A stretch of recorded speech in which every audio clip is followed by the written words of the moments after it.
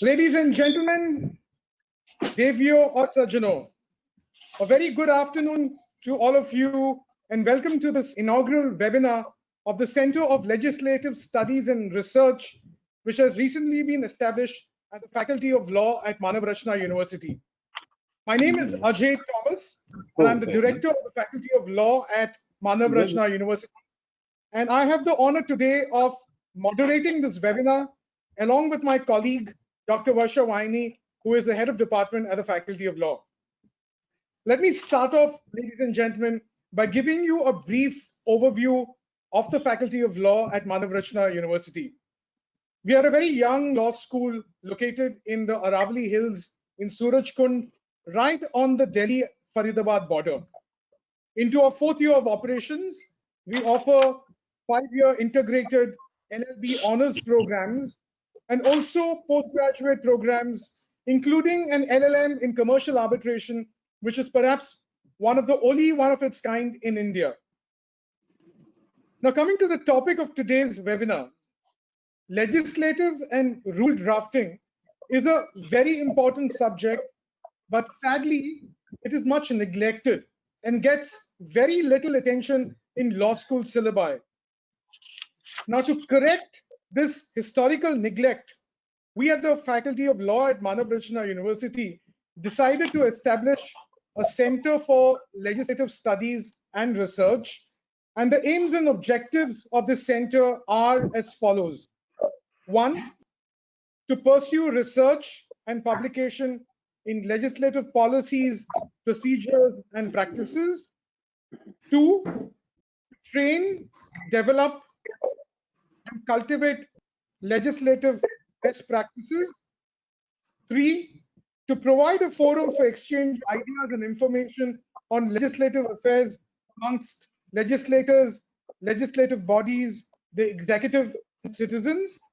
And 4, to undertake consultancy, advisory, and advocacy projects. So in this endeavor, ladies and gentlemen, we are delighted to have the leadership and guidance of Mr. P.K. Malhotra, former Union Law Secretary, who is the founding executive chairperson of the center. Mr. Malhotra, as many of you would be aware, is a very dynamic personality, and we are honored to have him provide the necessary strategic direction and also to oversee the activities of the center. The center's team also comprises of Dr. S.K. Bose, Associate Professor, and Sakshi Bahuguna, Assistant Professor, and they are assisted in their duties with a number of student research associates. In the initial months of the center, what we propose to do is to spread the good word about legislative drafting through a series of webinars, guest lectures, and workshops. Additionally, we are also working on offering a 12-week 4-credit certificate course on legislative drafting and also a 5-day 2-credit basic appreciation course on legislative drafting. And ladies and gentlemen, these courses will be open not only to students, but also advocates and other professionals who have an interest in the subject and who might want to make a career in the field.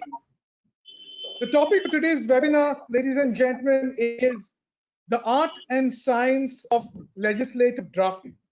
Now, if I would proffer my unexperienced opinion and non-specialist opinion on this art versus science debate, ladies and gentlemen, I would like to believe that one reason why legislative drafting is an art is that all bills are different.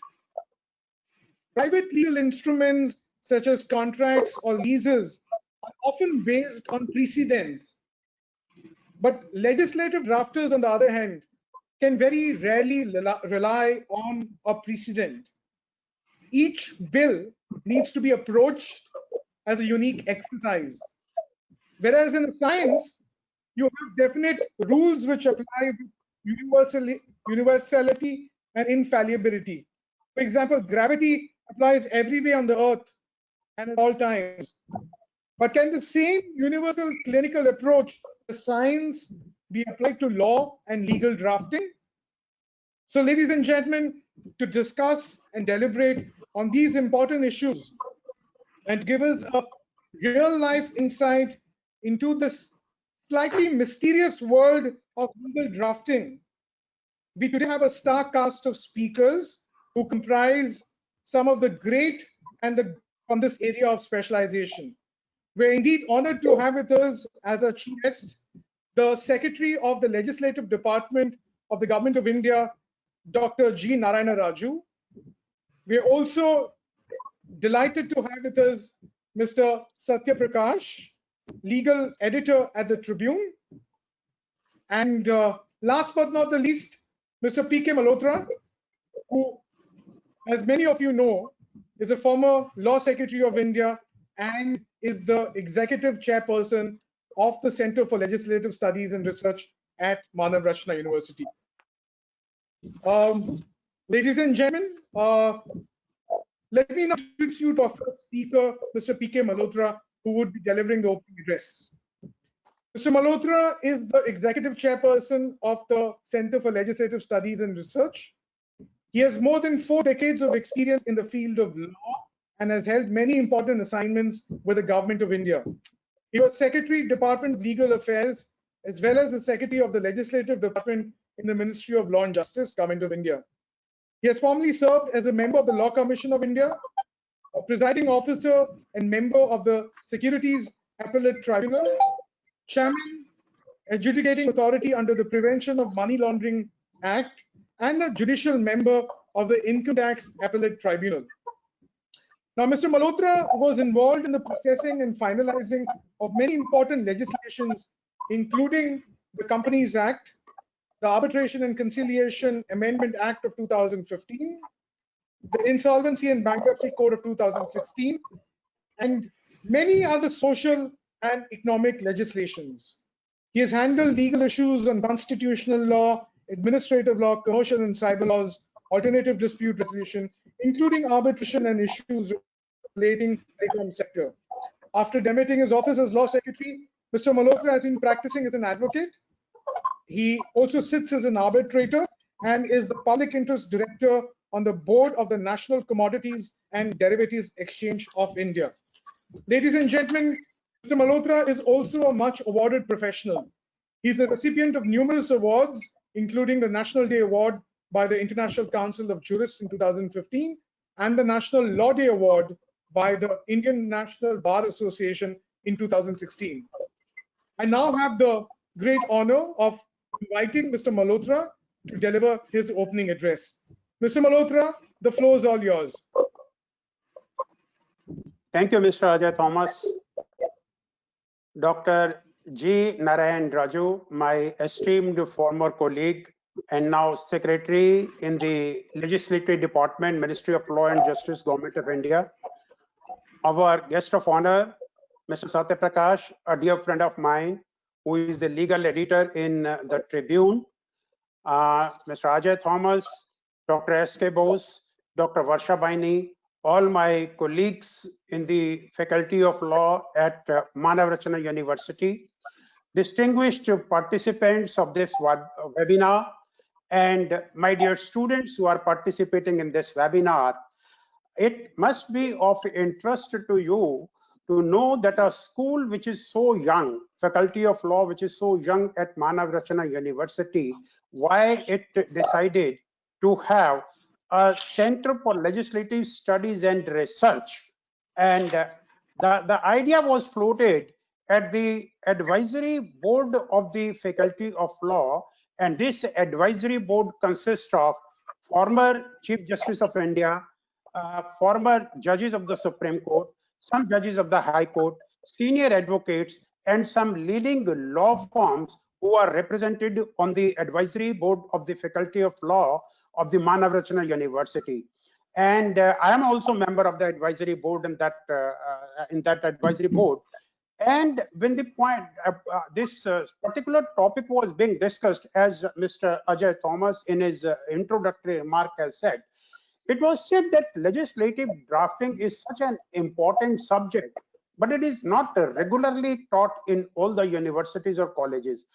The legislative department of the Ministry of Law and Justice do have an institute of legislative drafting, which impart training to the officers who are serving in the state government and central government, and there are training courses conducted by them regularly, but they are meant only for the officers who are working either with the government or with the central government or with the state government. Similarly, there is a Bureau of Parliamentary Studies in Lok Sabha Secretariat which conduct course either for the officers of the Government of India and the state government or for some foreign participants, which are short-term courses. But so far as the technique of drafting is concerned, which is very, very peculiar, and as Mr. Ajay Thomas has also said, it is an art and it is not a science.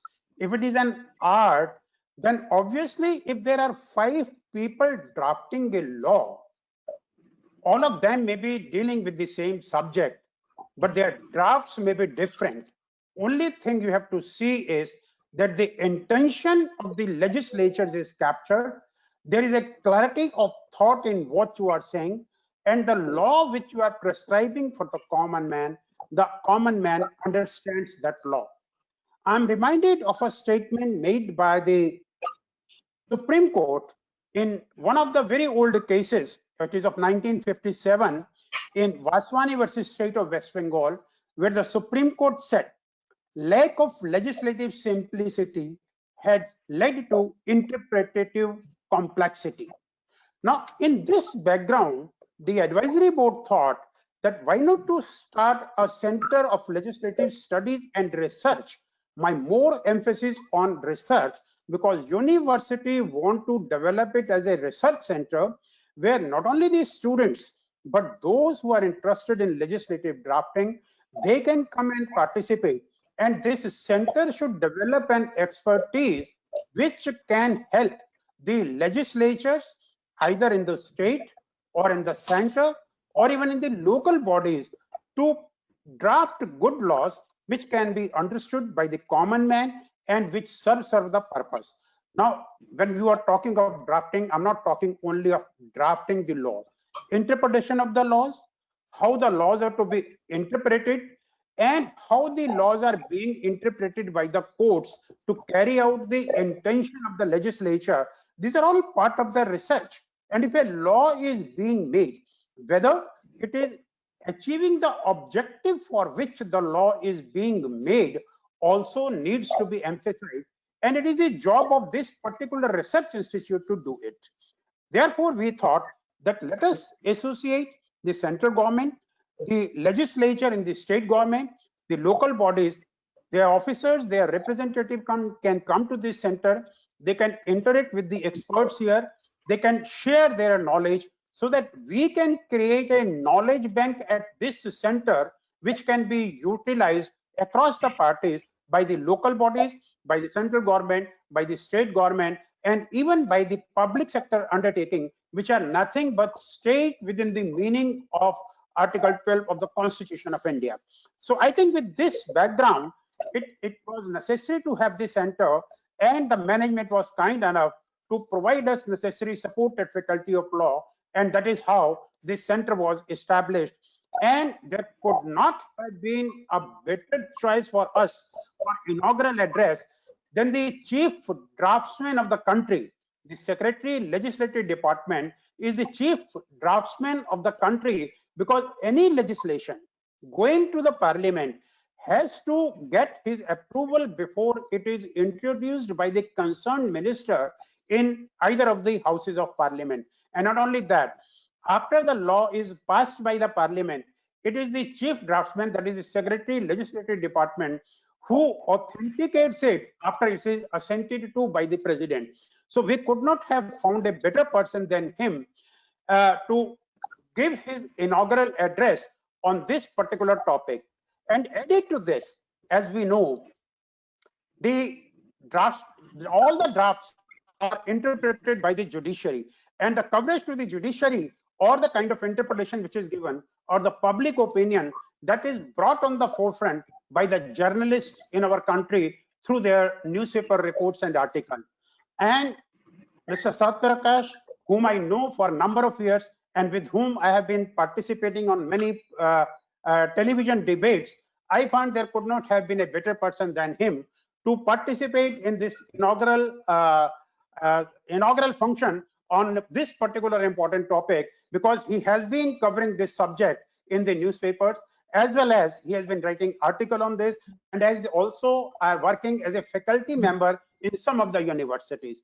Now, with this background, and I have been given a charge to establish this center, and we have already established it. Of course, I mean, it has yet to take steps and proceed further in the matter.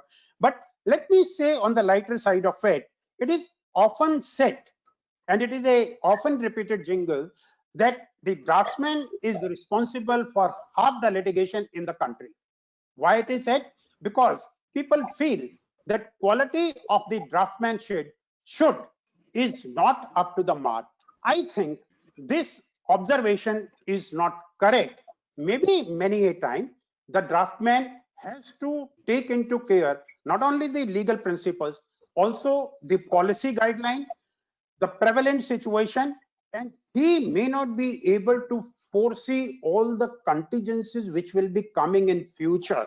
So there may be certain flaws, because no legislation can be perfect, and it is said it is impossible to write the perfect statute as it is to render a perfect judgment or a perfect justice. Many a time we do find, even with the judgments given by the Supreme Court, therefore no legislation can be perfect, and therefore every day changes are made in the legislation to update it.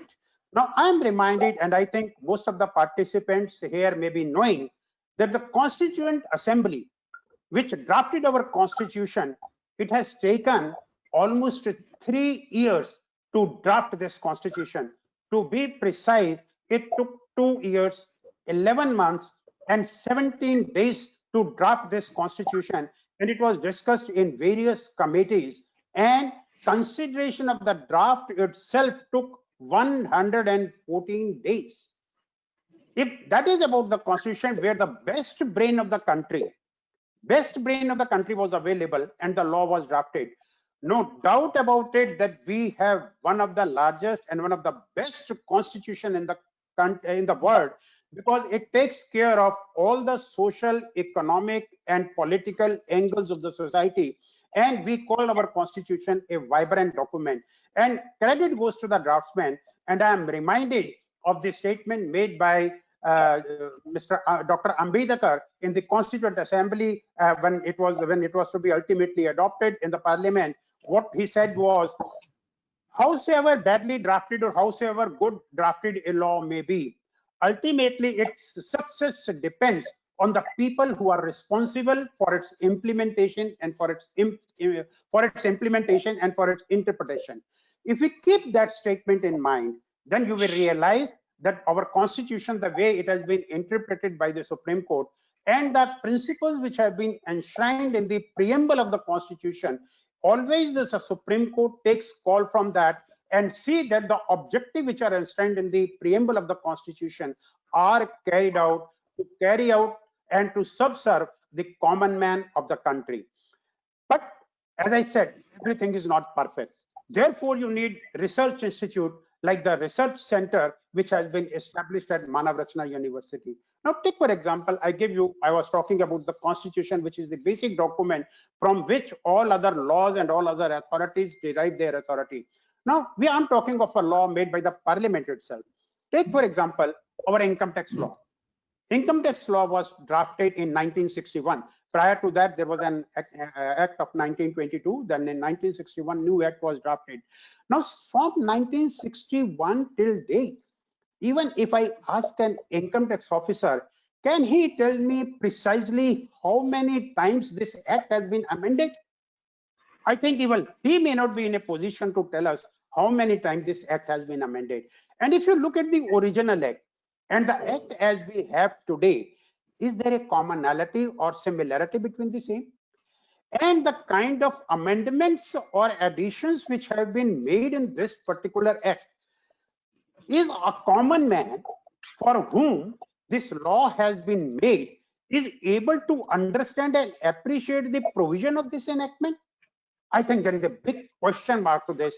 And even the people who are practicing in this particular field, including the chartered accountants, sometimes fail to interpret, because once we are amending a law, when we are making an addition, you will find sections are noted as section 80, 80AA, 80BB, 80H. Then there is an explanation, then there is a memorandum, then there is a clarification, then there is a proviso. So many things are there.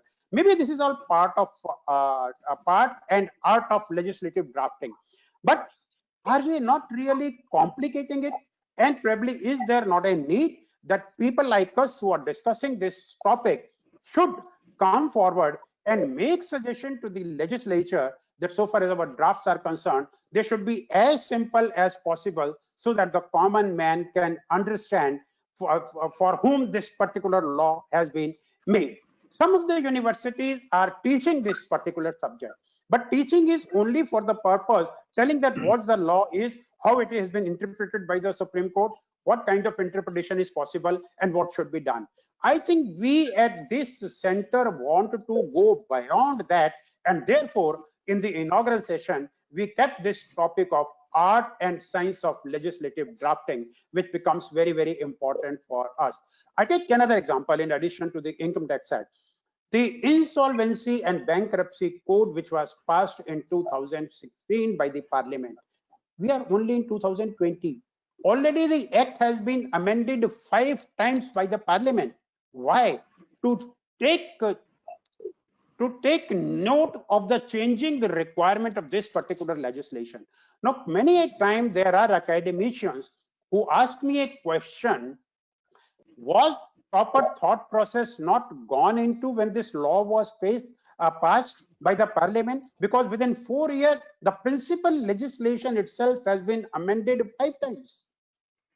Probably my answer to them is because it is a new legislation. You are replacing the old system with a new system. And whenever you are bringing a new system in place, you cannot foresee all contingencies. As and when a problem arises, so this kind of legislations have to take care of the changing need of the society, and therefore amendments are needed. But there is another school of thought which says that so far as principal legislations are concerned, there has to be a stability of law, and more power should be given to the executive, so that by way of delegated legislation, when they make rules, they can take care of all these contingencies. So I think it is a very, very difficult kind of balancing to be done when you are working as a draftsman. Therefore, the job of a legislative draftsman becomes a very, very important in our society, because it not only reflects the policy of the government, it not only reflects the legislative intent, but it also, he has to see that it is so clearly written that a common man is a position to understand it. And therefore, I say at the cost of repetition that drafting legislation is an art and it is not a science. It is highly specialized and disciplined area. A well-drafted bill results not only from slavishly following numerous arbitrary rules, but rather from thorough knowledge of the subject, careful attention in detail, and adherence to such common sense principles. What are these common sense principles? The common sense principles are simplicity, clarity, and good organization. The principle of rule of law presupposes that those who are affected by a law should be in a position to ascertain its meaning and effect. If a draftsman has done that, probably he has done his job. Now, as I said, because I myself have been a draftman, and I remember I took over as secretary to the government of India in 2012, when this Nirbhay took place, Nirbhay incident took place, and immediately we have to draft this ordinance on criminal law amendment bill. Why it became necessary at that time? The kind of atmosphere which was created at that time probably needed an immediate change in the legislation. Now, draftsman's job become very tough. He has to burn midnight oil. I remember that in this particular bill, already a criminal law amendment bill was pending. Because of this situation, certain more changes were required to be brought, and this was to be taken to the parliament also. And before that, by ordinance, the law was amended. We also know about the Verma committee recommendation, which was given for this particular. Taking all these aspects into consideration, the law was to be drafted as expeditiously as possible. And probably at that time, it was not essential for a draftsman that he should take care of everything. The law must come out so that a comfort level which was required to be given to the common man, that level should be created. And we tried to create that situation at that time. And whatever lacunas were left, those were covered at a later stage. And mind it, when a draftsman drafts a law, he doesn't do it single-handedly. It's a teamwork. One draftsman drafts it, another sees it, third man sees it, fourth man sees it. It is scrutinized by the parliamentary committees. It is scrutinized by the parliamentary committees. It is scrutinized by the legislature. MPs ask the question to the minister about a particular provision. Minister is supposed to clarify it. So a lot of thought process goes into it even after the law has been drafted by the draftsman. So I think with all these things, the job or the responsibility which the Center for Legislative Research in the Manav Rachna University has undertaken, I think it has become very, very important. I'm looking forward for a cooperation from the state government, from the central government, as well as from public sector undertaking, as well as from local bodies, that they should also come forward, and wherever they are facing any difficulty, let the academicians be also involved in this process, so that the ultimate legislation which is coming to the parliament or which is passed by the parliament, it subserves the common good. In fact, I was supposed to give just an introductory speech and not to dwell on the subject, because to dealing with this subject, we have two very leading personalities on the who will be talking. Our guest of honor, Mr. Satya Prakash, as well as our chief guest for the day, Dr. Narayan Raju. I think I must give a full stop to my thoughts here. And maybe when there is a question answer session, in case there are any issues raised by the participant, I'll be very happy to share my thoughts on the questions which are raised by the participant. Thank you, Mr. Ajay Thomas. Over to you. Thank you very much, Mr. Malhotra, for talking about the complexities and also the dynamics involved in making the legislation, and also setting the context of today's webinar. May I now move on to introduce our next speaker, who is going to deliver the special address today, Mr. Satya Prakash. Sir is a legal editor with the Tribune since 2017. He has worked as legal editor, Hindustan Times for a decade before joining Tribune. He is also served as legal correspondent or Supreme Court correspondent and has reported matters on legal issues. Mr. Prakash is also a constitutional expert who has appeared regularly on Rajya Sabha TV, Lok Sabha TV, Doordarshan, and All India Radio in Delhi in debates on issues of national importance. Sir is also writing regularly in a weekly column known as Obiter Dicta on legal issues, and has covered Lok Sabha and Delhi Assembly election thoroughly. Sir is also, on the other side, he is also a published poet with a flair for penning ghazals.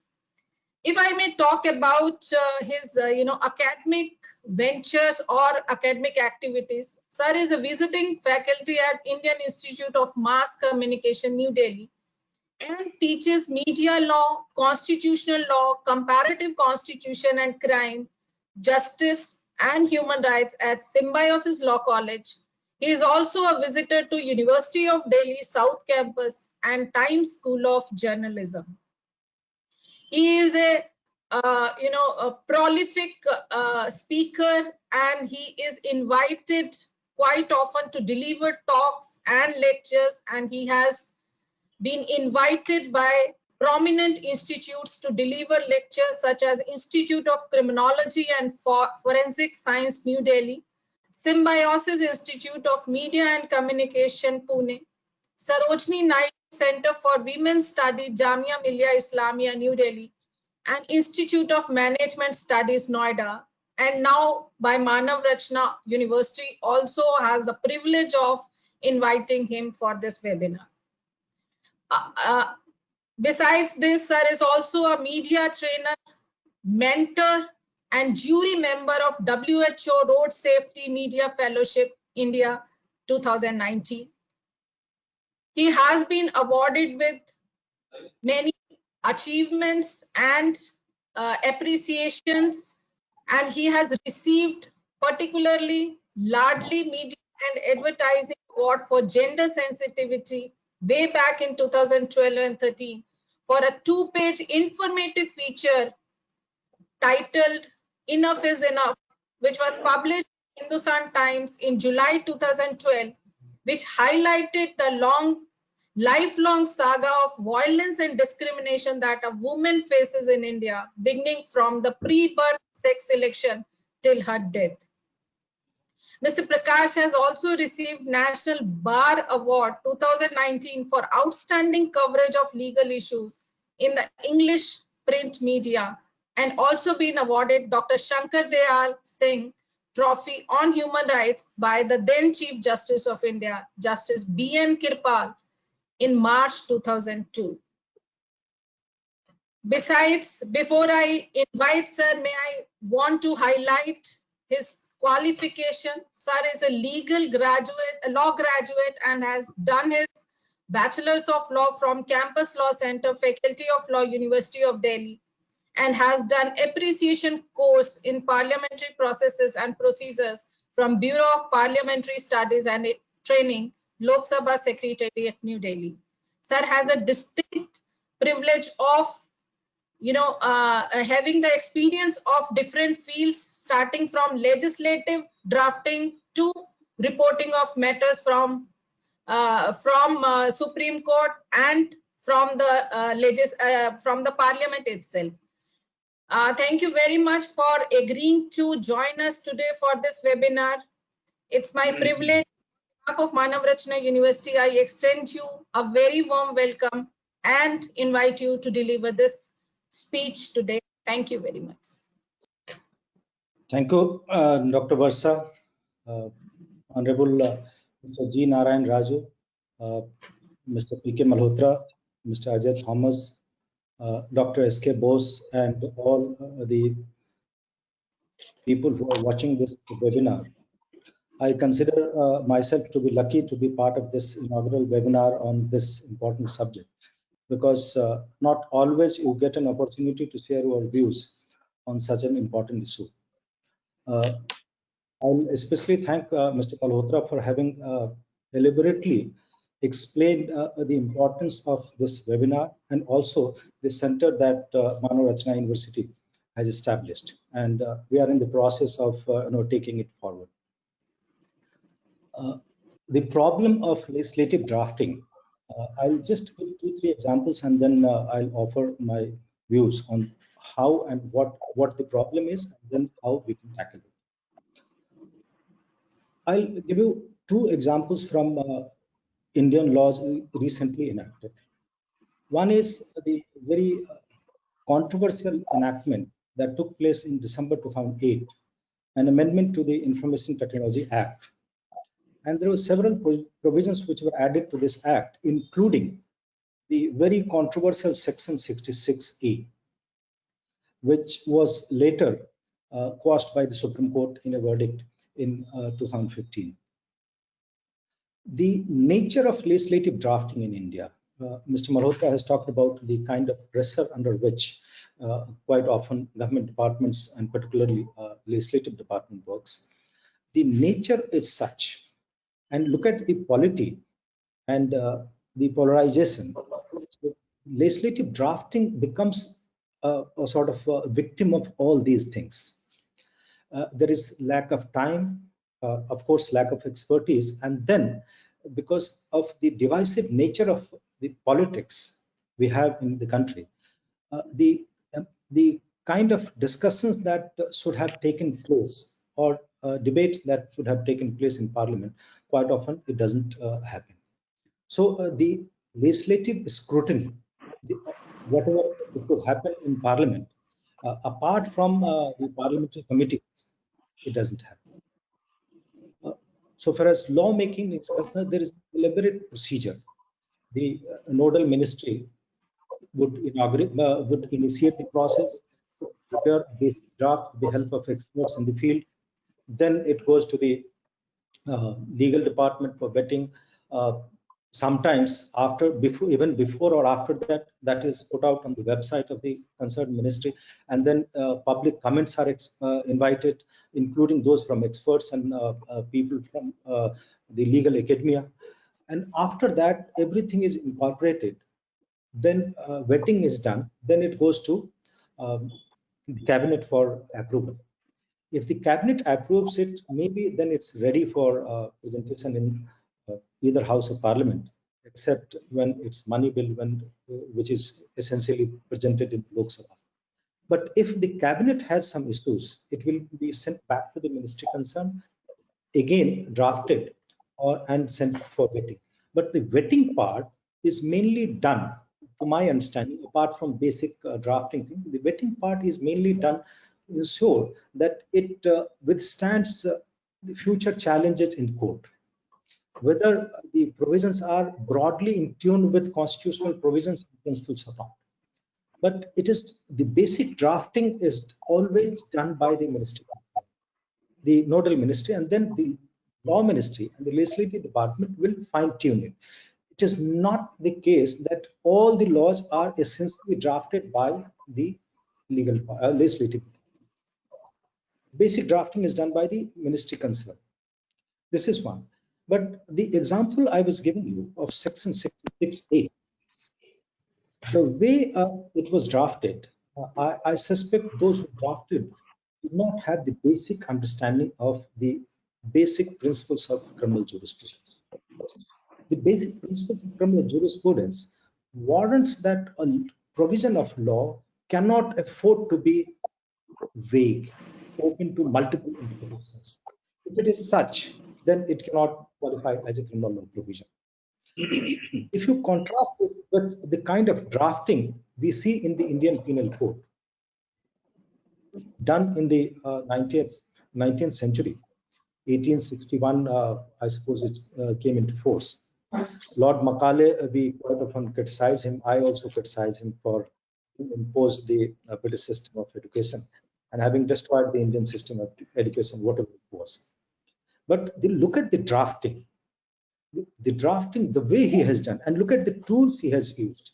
In IPC, criminal provision, nobody can say one particular provision is open to multiple interpretations. It's vague or confusing. It's never the case. Why? Because he has used various tools.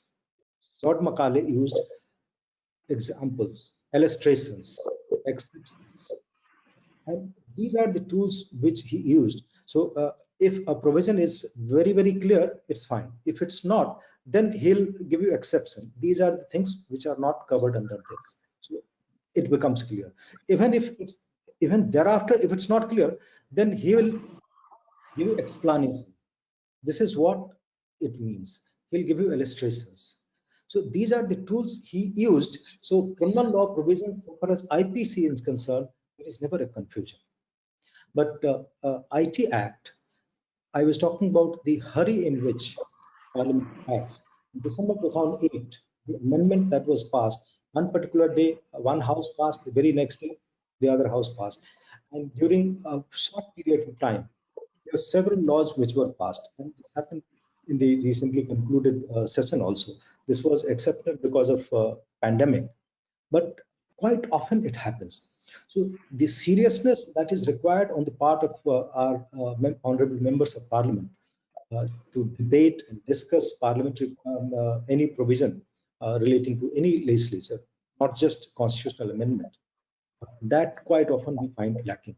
I'm saying there is a need for this kind of training even for lawmakers, be it parliament and or be it state assemblies. They also need to be trained in this kind of a skill. Why? Because not all of them have law background. not all of them would have a much better control over the language. So they need to understand. I suppose people have voted for them. They are supposed to be members, and the constitution provides for that. And they are the lawmakers, and they must be that. But can we do something to enhance their skills so that better laws are enacted by Parliament?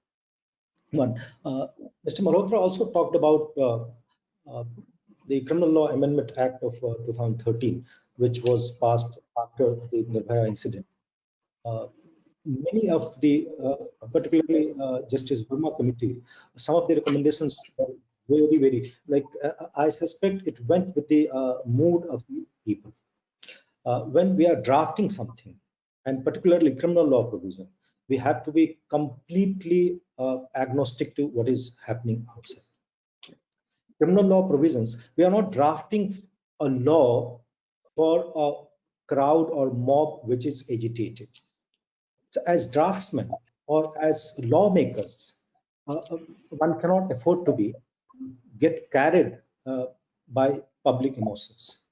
We have to be completely calm and cool, and then apply our mind to specific provisions. Why? Because both Verma committee recommended, Justice Verma was one of the topmost jurists of this country, but some of the recommendations were way far-fetched, and at least one particular provision recommendation was completely unacceptable to anybody. It cannot be accepted because it goes against the criminal jurisprudence.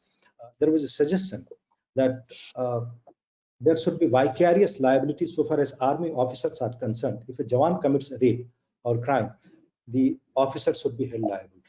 Vicarious liability so far as criminal law is concerned, nobody, it's nowhere in the world, so it cannot be there. And other provision regarding rape, the kind of definition we have of rape under amended provision, that is also problematic, and there have been issues raised.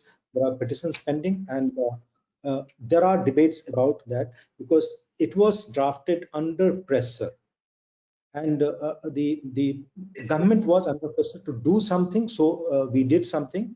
But then if we draft laws under pressure and to cater to certain sentiments, then I'm afraid we'll land up in trouble. And maybe in next 2, 3, 5, 10 years, law will either have to be changed, amended again, or I suspect the Supreme Court or maybe some High Court would either strike it down or read it down. Third, even the Constitution that was drafted, again, for drafting of a constitution, and that to such an elaborate constitution like we have ours, even the time that was taken, that I suspect was not sufficient, because in many areas there are still gray areas, and that has been left to for the future generations to correct. But there are areas in which even the Constitution, the drafting was done, but certain things were left open. Some of the areas, like the entire system is being run by political parties, but the political party word does not figure in the Constitution. And how a political party has to be run, it doesn't talk about it. Even the very same people who are part of the provisional parliament, the Constituent Assembly became provisional parliament. The very same people, when they drafted the Representation of People Act 1951, even then it didn't occur to them. So there can be a genuine oversight, and that benefit of doubt has to be given to each generation, not just to the generation that drafted the Constitution. Even the current generation of people who are either in the legislature or who are in the business of drafting various laws, the statutes, even they can be given this benefit. But even after that, there are certain things for which we don't find any excuses. There are instances where laws have been drafted and have been rushed through because the government has to meet a deadline.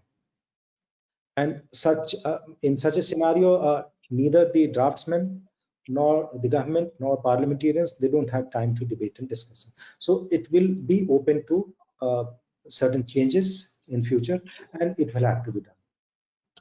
Another thing which I find very interesting, and that's a wonderful development that has happened in the recent last, mostly I'll say 2.5 decades.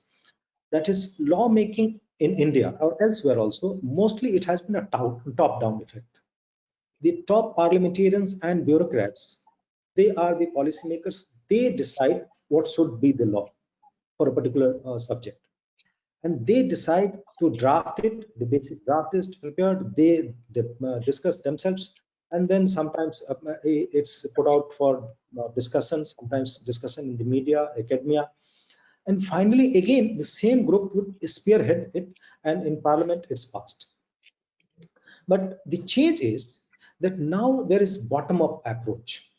In the last 2.5 years, there has been movements for law. Earlier, top lawmakers and policymakers would decide what should be the law. Law is passed and then enforced. But now there is change.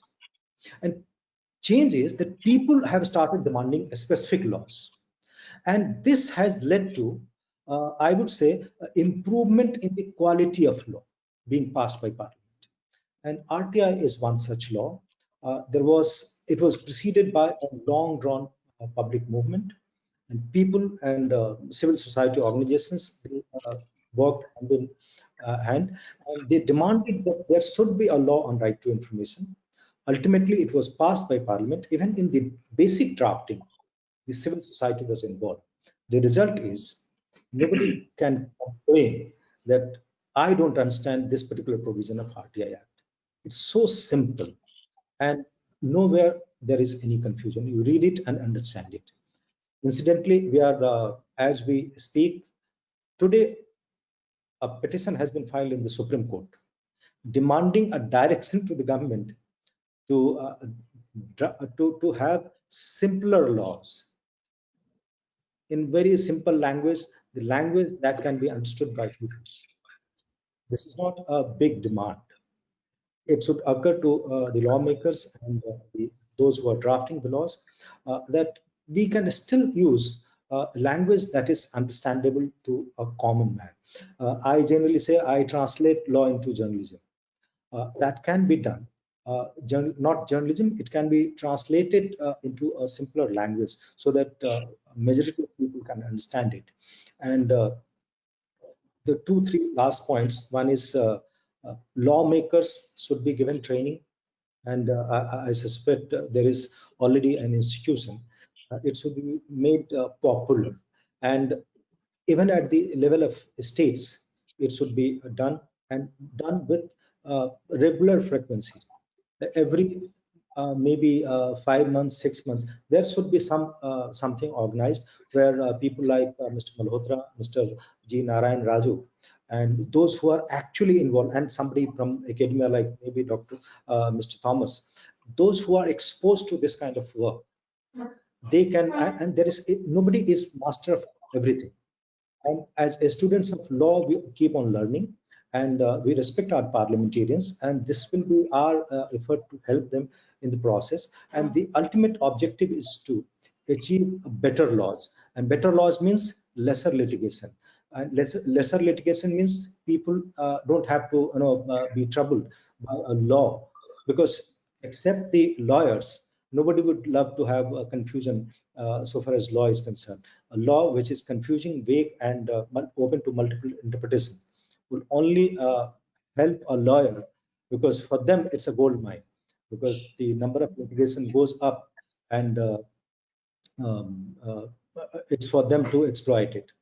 Finally, many of the law schools like Manav Rachna University has taken this initiative, and as Mr. Malhotra pointed out, that some of the universities are already teaching this kind of course. It would be better if Bar Council of India introduces or makes it mandatory for all law schools at the level of LLB to offer one particular subject or one paper on legislative drafting, because we are such a huge country, and we have had such a huge number of laws. That's a different thing that the present dispensation has rightly done away with many of the laws, repealed, which had become redundant. But then every year we are enacting new laws, and we are bound to enact because as a society, uh, we are a rights-based society now. Now the approach has changed. Everywhere rights-based approach is there. So every now and then laws are being enacted, rights created, obligations created, and then people will assert rights and then litigation. So it's important to have a very, very clear and precise drafting. And particularly if it's a criminal law, it's all the more important to have very, very precise, clear and drafting, and which is never open to multiple interpretations. Thank you very much. And I hope I have not exceeded the time given to me. And again, thank you, Mr. Thomas and Manav Rachna University for taking this initiative. And I would like to thank Mr. P.K. Malhotra for introducing this such subject in such a nice manner that it gives us clarity as to what the problem is and how we can go ahead. So the roadmap is there, and now it's for Mr. Thomas to take over. Thank you very much. Thank you very much, Mr. Prakash, for your emphasis on clarity and precision in legislation making, and also highlighting the concerns we face as a receiver of the legislation, as the person on whom legislation is implemented, and giving a critical analysis of the legislation. Not only the legislation, but also the legislative process through which it goes through. And though the process is very elaborate, but there are definitely members of parliament, they are busy in other works also, so they sometimes do not dedicate so much time on reading the legislation and giving inputs. However, may I now have the privilege of inviting our chief guest, Dr. G. Narayana Raju, to deliver a keynote address in this webinar. Before I invite him, may I give a short introduction of Mr. Raju. He is from Andhra Pradesh and is currently the Secretary to the Government of India Legislative Department, Ministry of Law and Justice in New Delhi. He has held many positions in the past, like he was a member secretary in Law Commission of India, Law Secretary, Department of Legislative Affairs, Secretary, Department of Justice with additional charge in Ministry of Law and Justice. So he has been associated with this ministry for a long time. He is from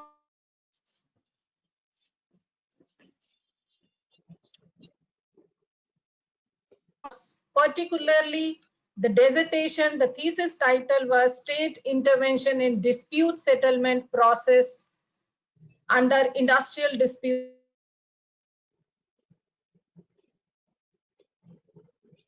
Experience of serving in a law college, and he has been a principal for 3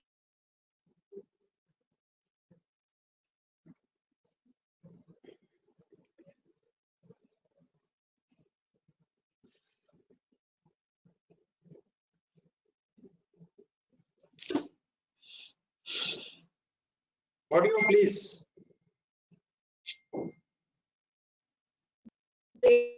learners. Sir has participated and delivered many, in many academic conferences and seminars and training programs, and has delivered many keynote addresses. If I may highlight 2 or 3 before I invite him. He has participated in 23rd South Asia teaching session on international humanitarian law held in Dhaka in Bangladesh. Then he has also given a keynote address in international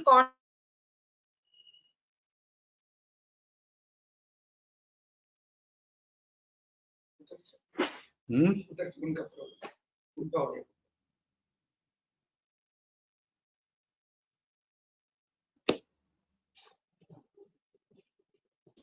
believe we have lost the audio link from Dr. Varsha Vaini.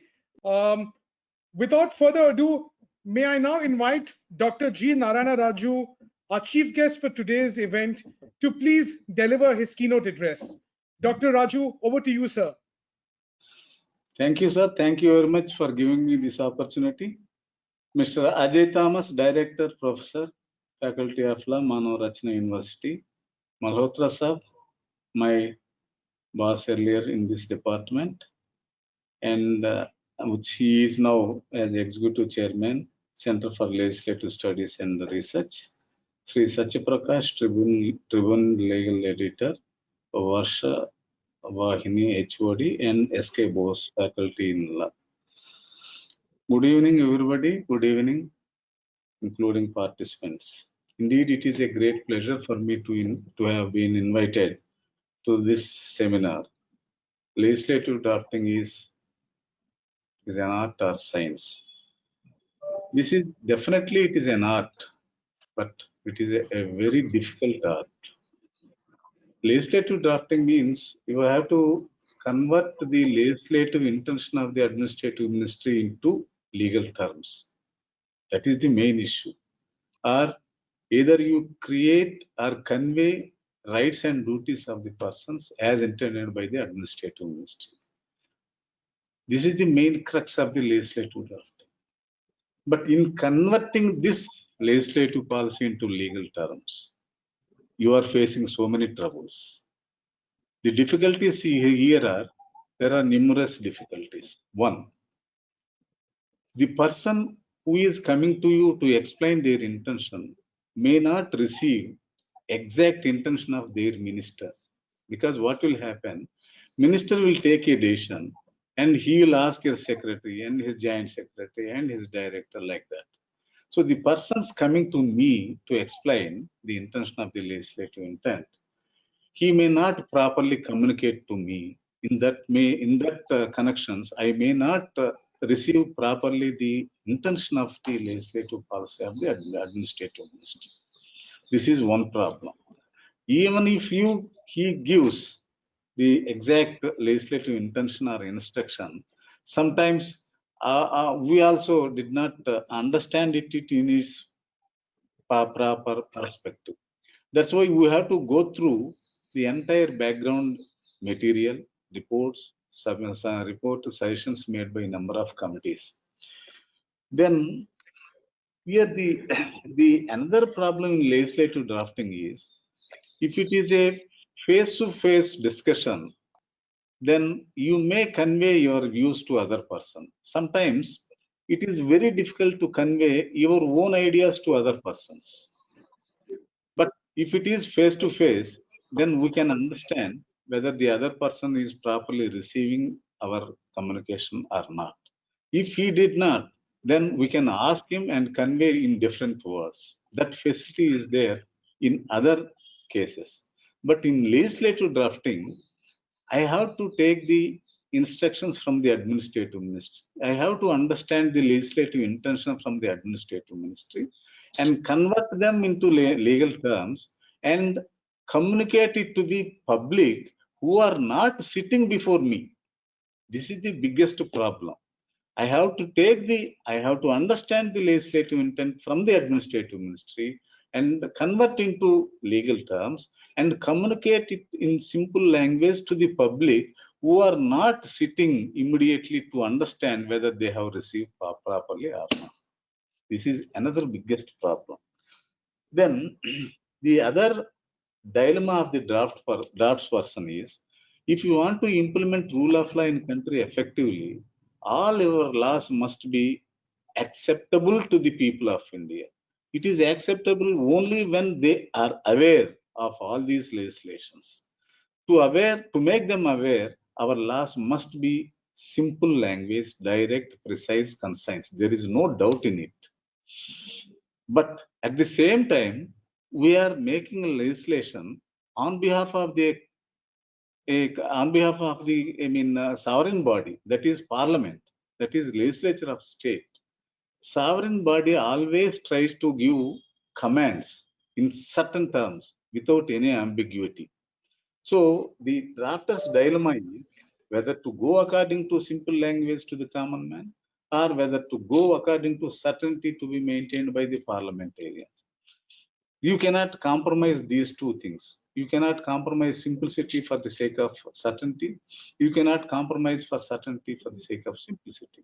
You have to balance these two things and make your legislation and give it to the public. This is the area.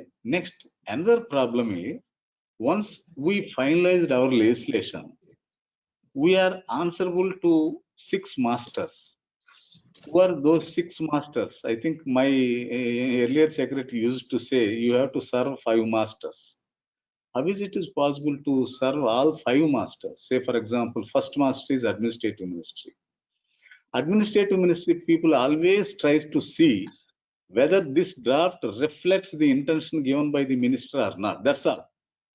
They won't think about other aspects and future probabilities and all these things. Their limited role is to see that their intention is properly reflected in the draft or not.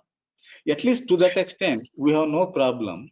After finalization of the draft, we will ask that fellow to see whether your intention meets with your requirement or not. Then he will take that draft to secretary or minister. He will show it to him. Then after coming back, if any modification, we can change it.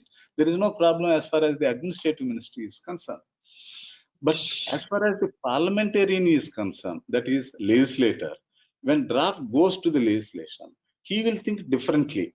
He will find that the existing legislation defective or insufficient, and he will want to see the provisions of the proposal legislation will also meet any future contingency coming in future or not. We will not generally foresee the different contingencies, different things coming in future. So that I have to answer the parliamentarian. Then second one is, lawyers. Lawyers also thinks about only based upon the existing law. They will not go beyond that. Say, for example, in traffic rules, there is some provision. After accident, that fellow must stop there and go. Here, stop means that person who committed accident stopped there for a minute and gone. Then lawyer says, as for your requirement, my client has stopped there 1 minute and gone. He complied with the legal principle. That is not the intention of the legislature. We are asking that fellow to stop, to reasonably to make him accountable, to make subject to that accident. But lawyers insist that my client has complied. This is his version. If judge also accepts with the lawyer's contention, then the intention of the legislature will go fatal. But of course, judge by using different statutory interpretation techniques, he may sometimes accept or he may not accept. And I will give another example also. In election laws, there is a provision which says that if any person cast his vote on behalf of some other person who is entitled to vote, then that fellow is subject to punishment or something. Now here, I cast a vote on behalf of some other person who is dead. Now you tell me whether that dead person is eligible, entitled to vote or not. Legislation did not say clearly anything whether dead person or living person. It simply says that if you cast any vote against any person who is entitled to vote. Now question whether dead person is entitled to vote or not. There is no clarity. If judge accepts, then there is no conviction. And if this is the problem. And in the same time, the field officers, when law is finalized, this is finally implemented by the field officers in the field. Actually, they are facing the difficulties in implementing the legislations. We don't know what is the difficulties faced by the field officers.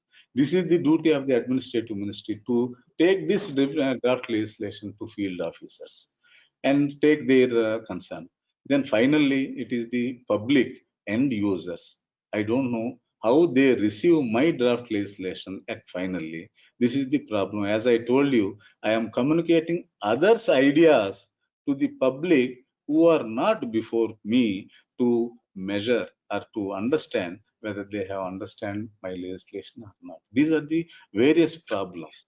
But however, as a draftsman, I can say that we are following, we have been following, and Government of India also, I mean, wanted to bring reforms in the legislations by way of simplification of the drafts and by way of repealing of absolute laws. As you said rightly, recently we have on large scale repealed a number of legislations. That is about 1486 legislation have been repealed, and some legislation which belongs to state government have been sent back to the states for the repeal. Then again, next task of our department is try to simplify the legislations. For that purpose, we have started inviting experts to give training to our officers. Experts means retired secretaries and sometimes any legal-minded person we are inviting, and we are imparting training to our officers for simplification of the laws. Then, as far as Montesquieu issue is concerned, Montesquieu says that there are a number of principles. These principles have been reduced by C.K. Allen in making of law. He has mentioned there are so many things. That is, basic legal. One must have basic legal language, proper use of language. That language must be simple, concise, and direct. And terms chosen should be absolute, and it should not give rise to difference of opinion. Hypothetical situation to be avoided. No confusion should be created in main issues. That means you have to use limited, lesser provisions, lesser exceptions, lesser explanations, something like that. And drafter should make all efforts to reduce doubts, ambiguities, and mistakes to the minimum. Must know the object of the proposed legislation. There are some listed principles for a good draft legislations. These prerequisites are essential, whatever you call it. You have to take them into consideration. You have to be master over the language, basically language, legal language, and knowing how to use the legal language, appropriate place where to use without giving any ambiguity. See, for example, if you say 1 month time, 1 month means whether it is 30 days or 31 days. That's why if you see Industrial Disputes Act, they have mentioned specifically 4 weeks strike notice must be given. When they purposefully inserted 4 weeks, instead of they could have mentioned 1.5 months, but that is not the 4 weeks means without giving any ambiguity. 4 into 7 is equal to something like that. So it will give absolute 28 days. Then if you mention the 30 in 1 month, it may be 30 days and 31, because once you go on strike beyond these time limits, then that the strike becomes illegal. Then they are liable for disciplinary action, as well as they will lose their wages during the illegal strike period. Keeping this point in mind, they specifically mention it is 4 weeks time without giving any ambiguity. Not only that, the legislative drafter must understand he must be familiar with the various things. I think participants have spoken about constitution, about judicial relations, about General Class Act, about statutory interpretation, about the procedure, about Indian statute. He must be familiar with all these things. For example, Indian Constitution. You must understand what is the nature of Indian Constitution. Indian Constitution, just like if you compare any constitution in the world, you find 3 things in every constitution. One is goals to be achieved by that constitution. Second one is the machinery to achieve those goals. And third one is procedure for complying those things. Indian Constitution also complies these things. 1, you will find the goals in the preamble, saying, we, the people, sovereign. That means the first preamble line starts with the nature of the state. With the nature of that state, we have to secure our citizens life, equality, justice, liberty, fraternity. These are the goals to be achieved. And for achieving these goals, the Constitution created various organs in the Constitution. And procedures also developed in some of the provisions of the Constitution, how to fulfill legislative work or judicial work or administrative work.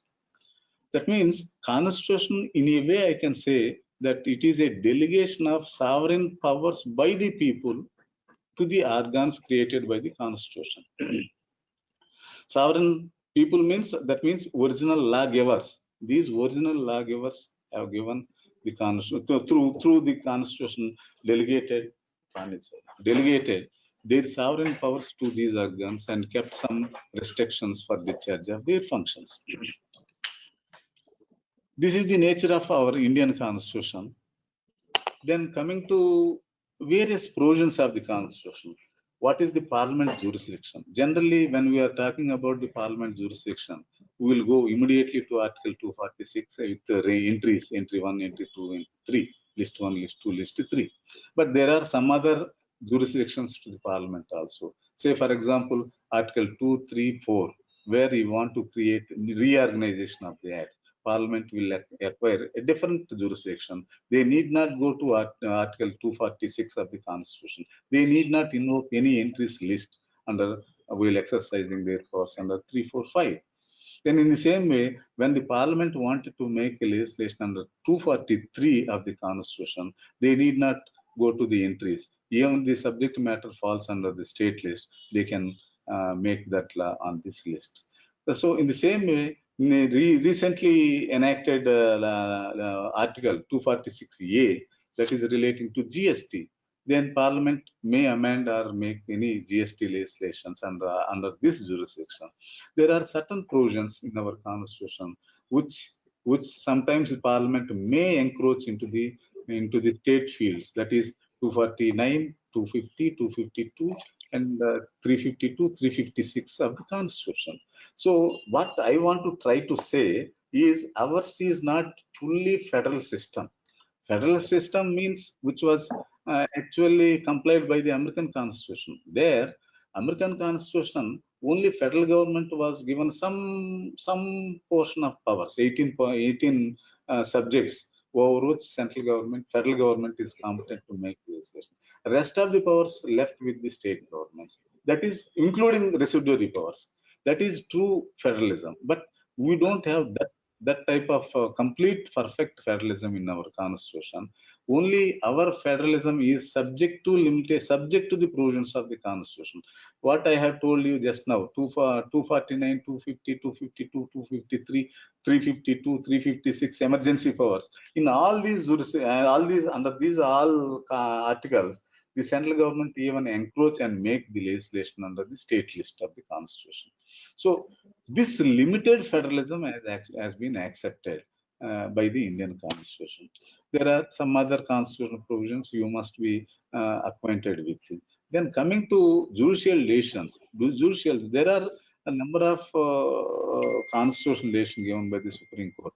Original decisions, if you take it, that Kesavananda Bharati, Golaknath, Sajjan Singh, and then bank nationalization case, and recent Aadhar, Puttaswamy, etc. etc. Yesterday, one case is there, Ajit Sinha versus the state of him, relating to protest in public places. The Supreme Court has held that this colonial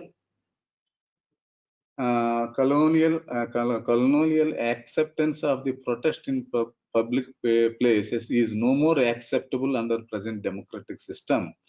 Then you cannot protest in public places indefinitely. That is wrong. Something like that. That means what my intention is, this legislative drafter must also be keep all these latest decisions of the Supreme Court. And there are a number of concepts laid down by the Supreme Court under our Constitution. They are basic structure, consultation, creamy layer, constitutional morality, and whatnot, everything. There are so many other concepts. The concept of due process. Originally, we want to include the due process in Article 21 of the Constitution. But finally, our Constituent Assembly rejected to include the due process. Due process means a reasonable procedure. That's all.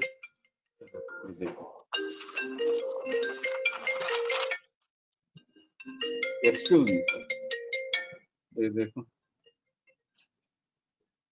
Due process, but it was there in the American Constitution. If you see 14th Amendment of the American Constitution, they said that no person shall be deprived of his life, liberty, and property except according to due process. We wanted to incorporate that due process, but finally we have not incorporated. Why?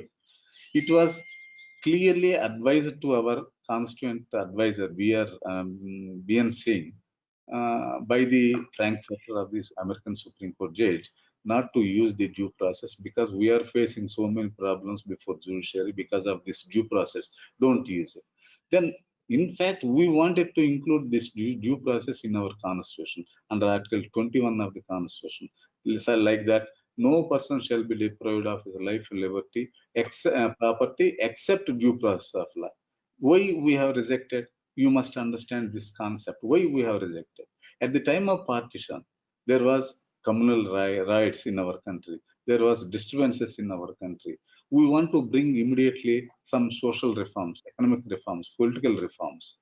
Whether these reforms are possible in those atmosphere, that is the question. Say, for example, to bring economic reforms, you have to distribute the wealth of the country equally to all the persons. If you take the property from Jamindars without paying any compensation, then because of the due process clause, that will not stand before the judicial scrutiny.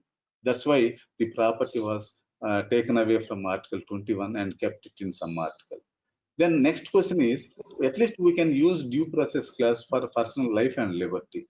There also we rejected because at that time, because of the communal rights, we don't want to, for bringing social reforms, if you want to arrest any person or detain any person, you cannot arrest those persons without any offense committed by him. Presently, you have this preventive detention. Under preventive detention, you can detain those persons, even if he doesn't commit any offense. That is possible. If you include this due process, you cannot detain those persons when under the due process clause. That's why we have removed due process clause under Article 21, and instead, from Japan's constitution, we brought that except according to procedure established by law. This is the history behind. But of course, I want to tell you again that this due process, which was rejected by the Constituent Assembly members, again revived by way of judicial interpretation, either by A.K. Gopalan, bank nationalization case, or finally by Maneka Gandhi's case. You know very well. So this, and again, coming to basic structure, there was no concept of basic structure before 1973. It is only after 73 in case Ananda Bharati, they said that basic structure. Now, in Vaman Rao and I.C. Kohli cases, they said that even any amendment, any legislation included in 9th schedule shall be subject to a basic structure of the doctrine of the Constitution. Then you see the word consultation used under Article 124 of the Constitution.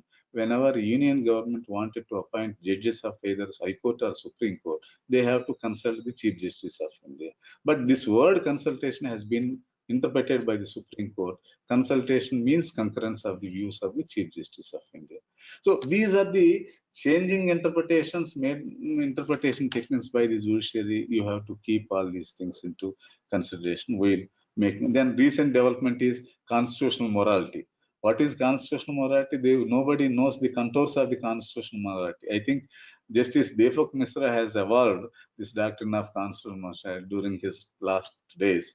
He has delivered a number of judgments based on this constitutional morality. It is not a new thing. Originally, it was there. Dr. Ambedkar also discussed with constitutional morality. But thereafter, nobody has taken this issue seriously. But Justice Deepak Misra, Chief Justice, has taken this issue and he interpreted on that basis number of cases also. Then coming to next one, General Clause Act and statutory interpretation, I need not go elaborately on these classes, and procedure also. Procedure, there is allocation of business rules, transaction of business rules, and Lok Sabha rules, Rajya Sabha rules, and the manual of parliamentary procedure, etc., etc. All these procedure laws and everything the draftsman must keep in mind. After knowing all these things, then he has to start a paper scheme of the legislation. That means after understanding the legislative policy, after knowing these procedural and judicial relations, he has to attempt a rough sketch of the proposed legislation. For that purpose, he can divide the entire legislation into 7 chapters or 8 chapters. He can generally we can use first as a long title to every legislation, preamble, enacting formula. As usual, I think Malhotra Sahab knows very well. Chapter 1, introduction. Chapter 2, operative portion. Chapter 3, rights and duties of the authorities. Chapter 4, appellate authorities, audit, finance, accounts, and offences, penalties, and miscellaneous. Likewise, you can roughly divide a scheme and tentatively incorporate whatever your proposal coming from in the each chapters first, then and discuss with the administrative ministry and finalize your legislation thereafter. And miscellaneous chapter, you will find number of provisions under miscellaneous. It is enabling the central government to make rules, regulations, and so on, so forth. Then finally, after finalization of this legislation, then after taking approval from the minister, we will send it to the administrative ministry. Administrative ministry will go to the cabinet. Cabinet may refer it to the group of ministers or may give some more directions to the administrative ministry. Accordingly, we have to finalize that legislation. Then after finalization, we will ask the administrative ministry to provide us some 4 documents, that is SOR, NOC, and FR, FM, and MRDL. SOR means Statement of Objects and Reasons, which lays down very crux of the entire legislation. By reading this 1 and 1.5 page of SOR, you will understand what is the basic idea of entire legislation. If you have any doubt, then you can go a particular provision and understand that provision. Then NOC, no notes on clauses. If any legislation exceeds more than 25 clauses, then it is our practice to provide notes on clauses for the sake of easy understanding to the legislators. Then finally, FM, financial memorandum. This involves how much financial implications are there in the proposal.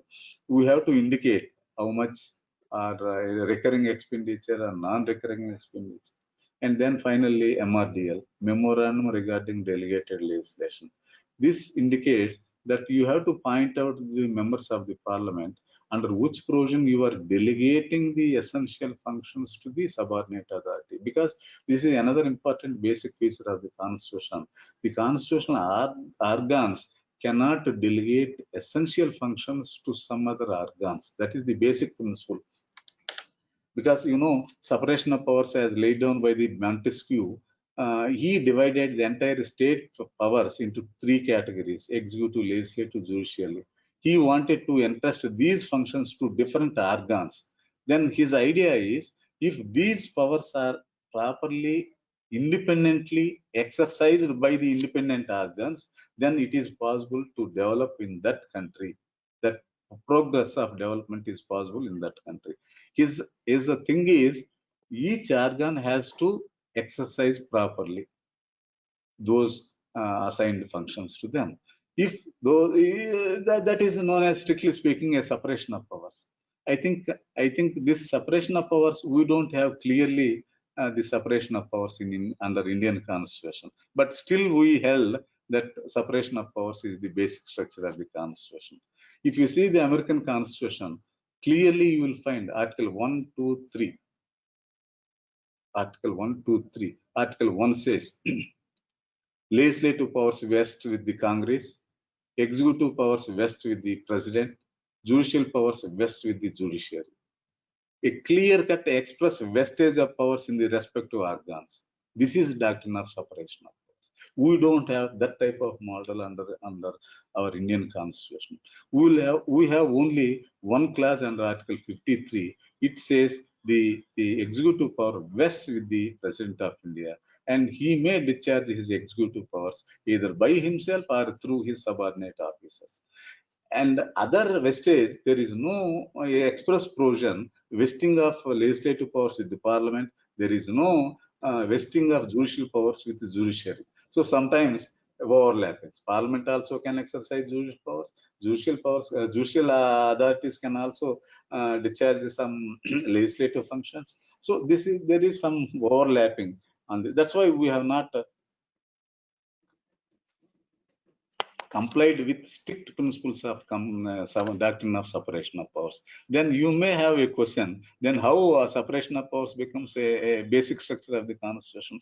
Here, if you see the Delhi last case in 1951, the Supreme Court clearly held that the basic essential functions of an organ cannot be delegated. That means non-essential functions, procedural things, incidental matters can be delegated.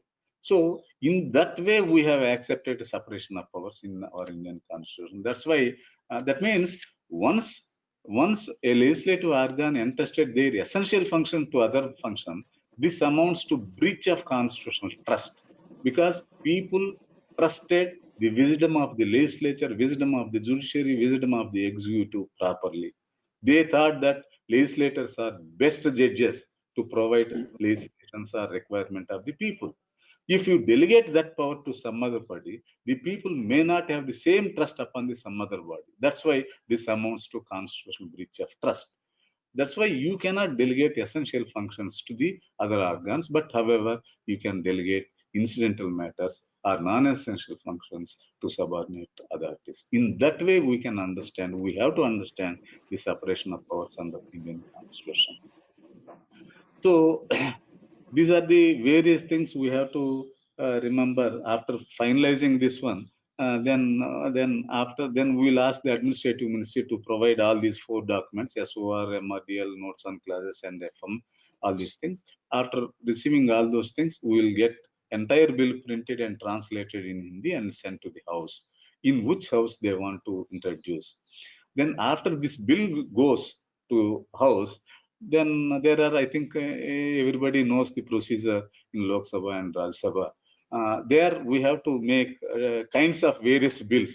There are various kinds of bills: ordinary bill, money bill, finance bill category 1, category 2, appropriation bills, constitutional amendment bills, repealing and amending lists. These are the various kinds. That means different procedure you have to follow for getting those bills passed by the parliament. If you want to see the procedure, see Article 107 to 117 of the Constitution. You will find detailed procedure how to meet these money bills, ordinary bills, etc.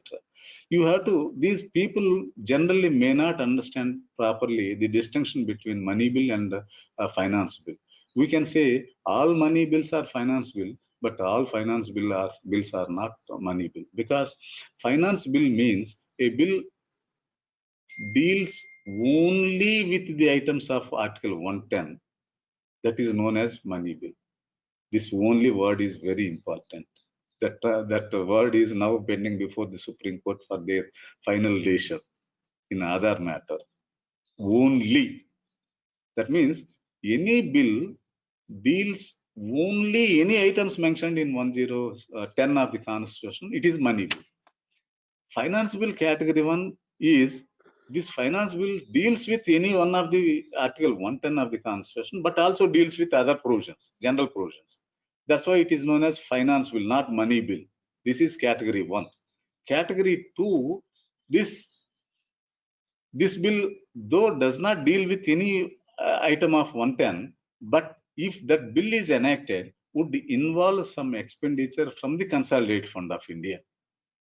Say, for example, if you want to establish Competition Commission, establish some regulatory authority. For establishment of that regulatory authority, you need some expenditure from the consolidated. That's why this is known as category 2, finance bill category 2.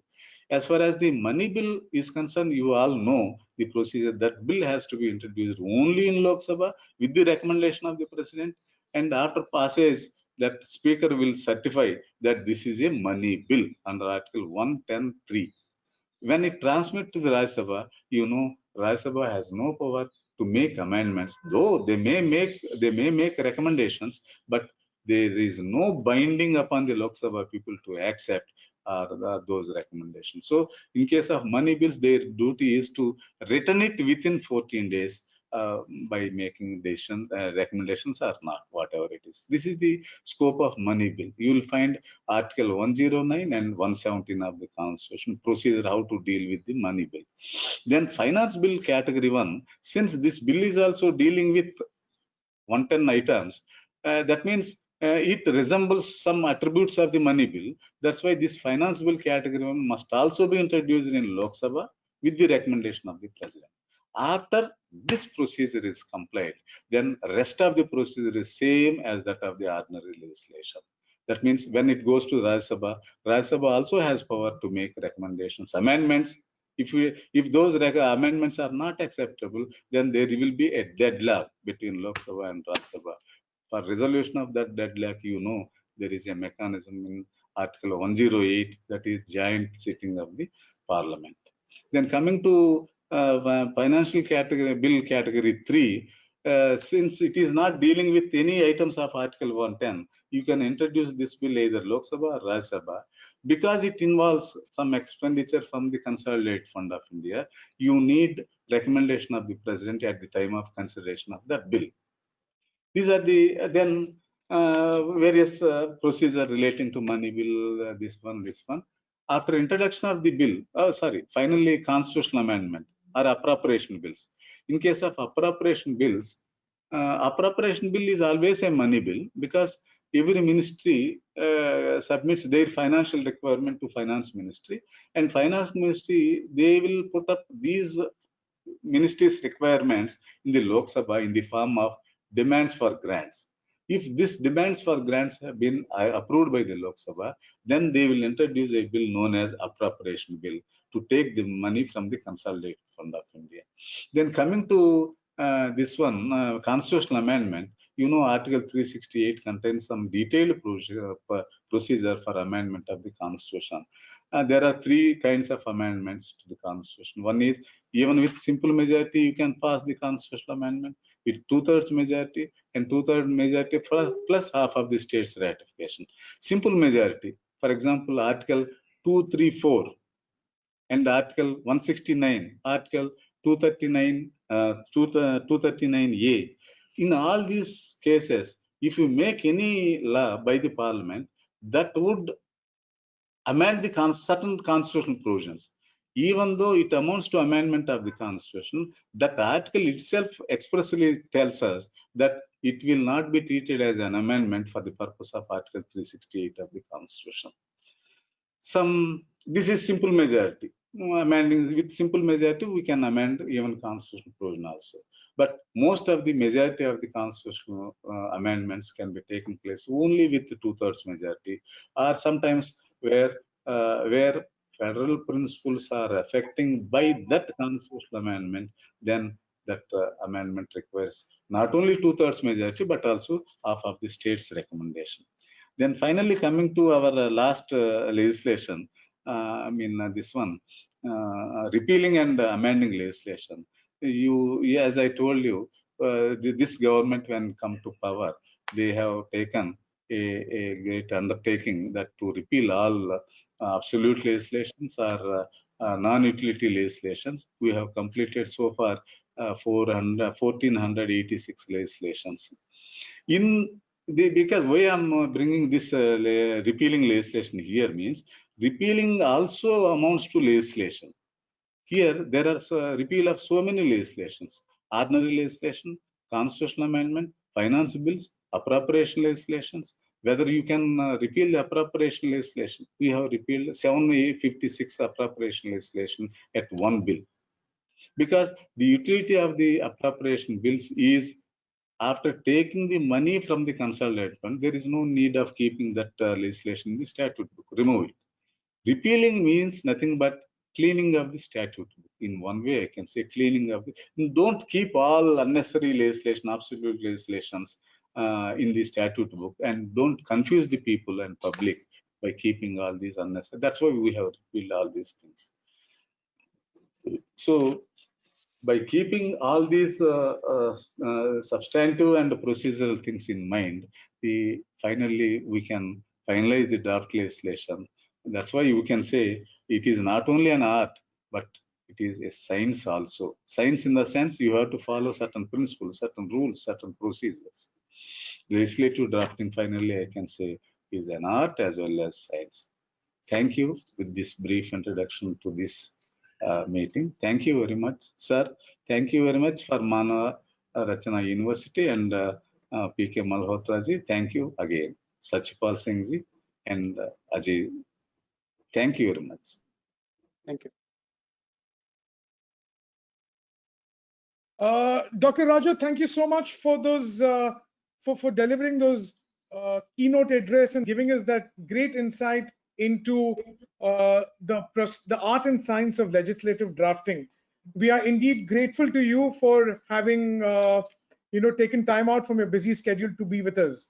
We've totally run out of time, but I believe we might have time for one or two quick questions. We have one question which has come from Mr. Praveen Surjuse, who is the officer on special duty at the office of the Speaker of the Goa Legislative Assembly. Mr. Surjuse's question is, as of January 2020, there have been 104 amendments to the Constitution of India. Has the Constitution stood the test of time? Does India require a new constitution? So this is a question. I know it's not an easy question to answer, but if any of you could give us your very brief views and insights into the topic. Can I take this question? Oh, sir. Yes, Mr. Prakash, please. Yes, Mr. Satyaprakash, please. Sir, you please go ahead, then I'll add something. Okay, I think because as Mr. Ajay Thomas has rightly said, this question cannot be answered in yes or no. I think it has to be discussed in detail. But so far as our constitution is concerned, I would say that it is not a law alone. We always call it a living document. And credit to judiciary, whenever there has been a crisis, judiciary has come to the rescue of the common man, and it has given an interpretation to the constitution which subserve the goal for which the constitution was enacted. And they always look to the principle enshrined in the preamble of the constitution.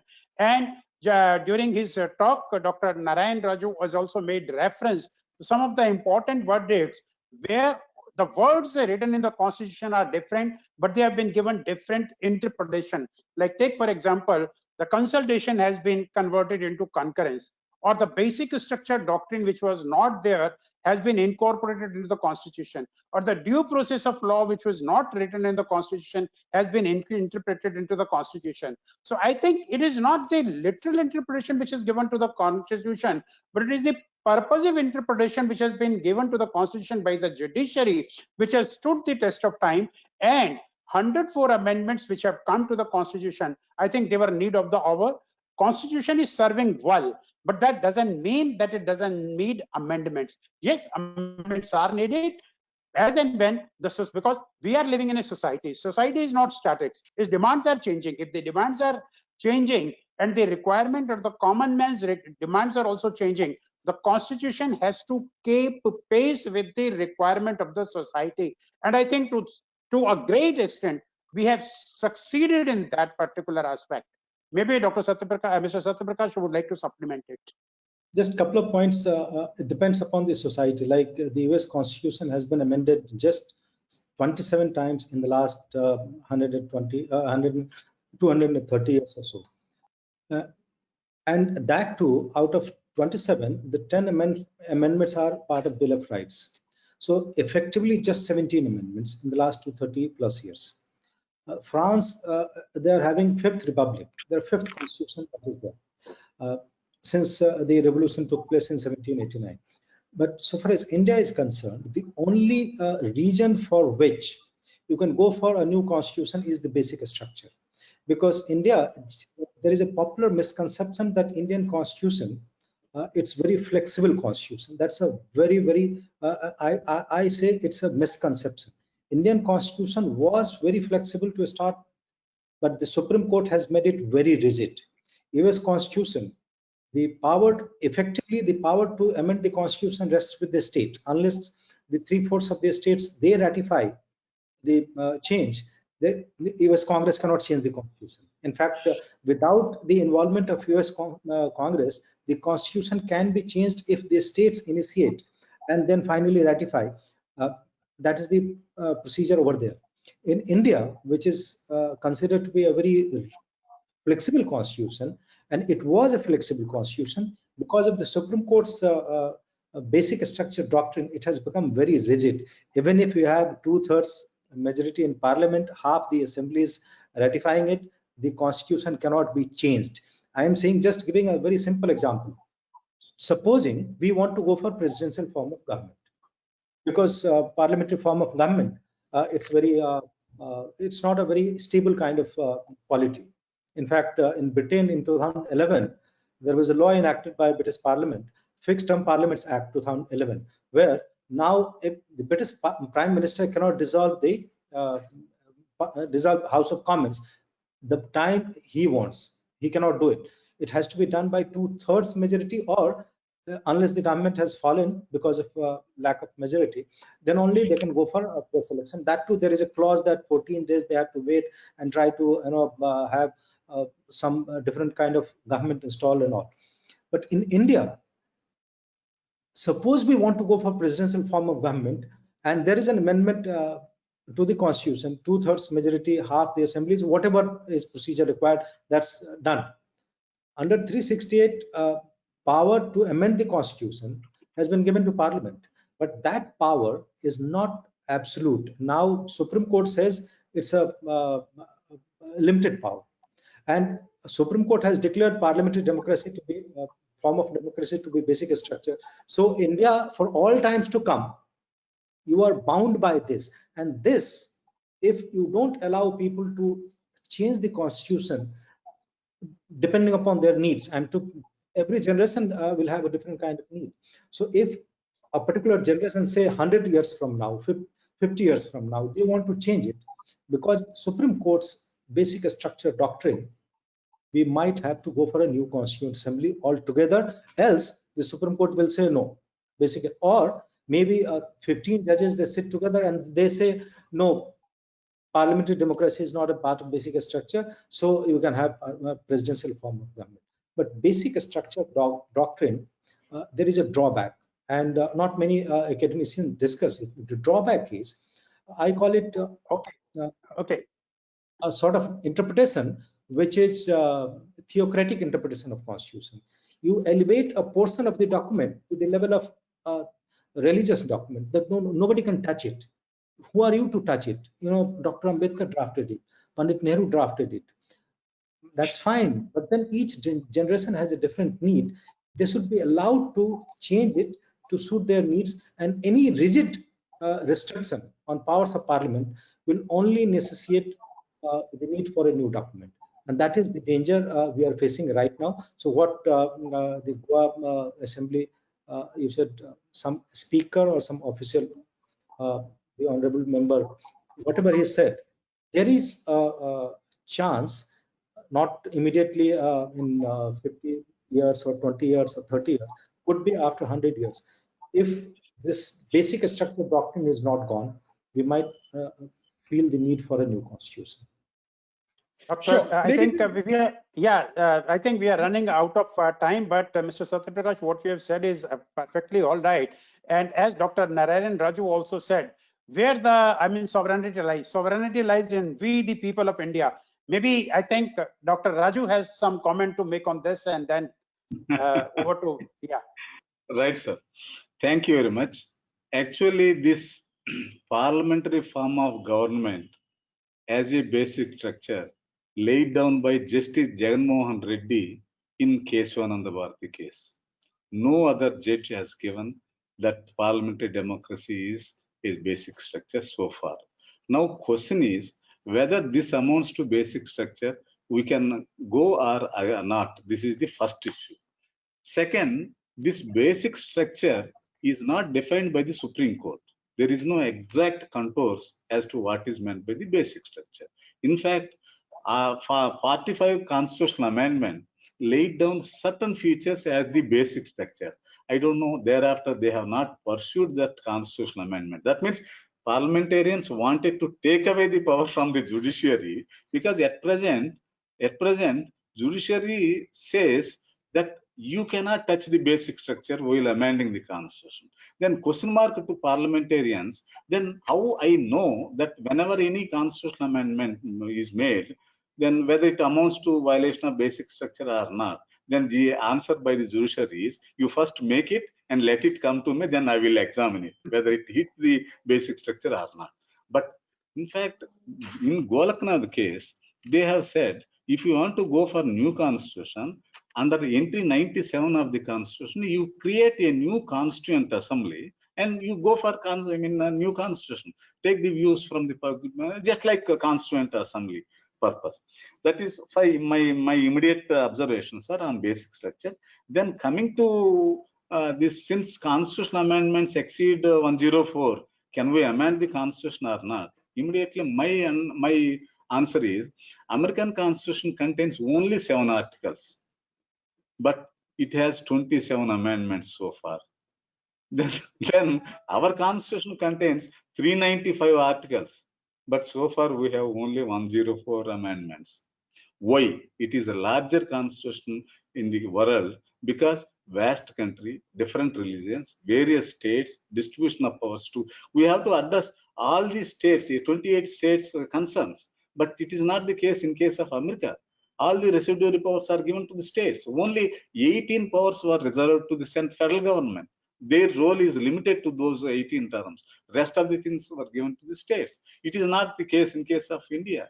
Our state matters have come, fundamental rights are mentioned, directive principles of state policy, religious rights, minority rights, parliamentary system, state legislative systems, union government, executive, judiciary, state. So that's why it has so many constitutional provisions. You may expect some amendments. I don't think these 104 amendments are unreasonable amendments. In fact, in 2000, when Atal Bihari Vajpayee, the Prime Minister, they appointed Venkata Challaiah Commission, sir, on Constitutional Review Working Committee. People misunderstood that they are going for new constitution. Then there was a large scale of debates in those days saying that you need not amend, you need not replace the constitution. This is working very well. When there are some repairs in a house, we can make those repairs and not collapse and construct entire building.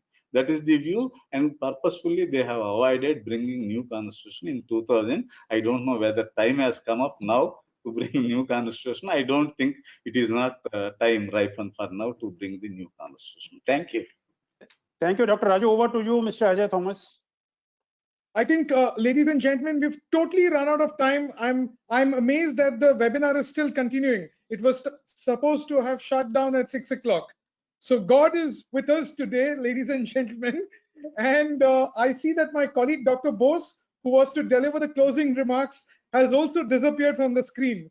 So ladies and gentlemen, let me end this session by thanking the chief guest for today, Dr. Raju, our guest of honor, Mr. Satya Prakash, and our master of ceremonies, Mr. P.K. Malhotra, who we look forward to for guidance, support, and leadership as he takes over the mantle of the executive chairperson of the Center for Legislative Studies and Research at Manav Rachna University. This was our first initiative of the center, and I can assure you that this will not be our last. And we look forward to you, all of you, joining us at one of our future initiatives. Thank you very much, and I hope all of you have a very pleasant evening. Thank you, and Jai Hind. Thank you, sir. Thank you. Thank you very much. Thank you, Sachpal Singh ji. Thank you. Thank you, Ajay ji. Thank you very much. Thank you. Thank you, sir, for joining.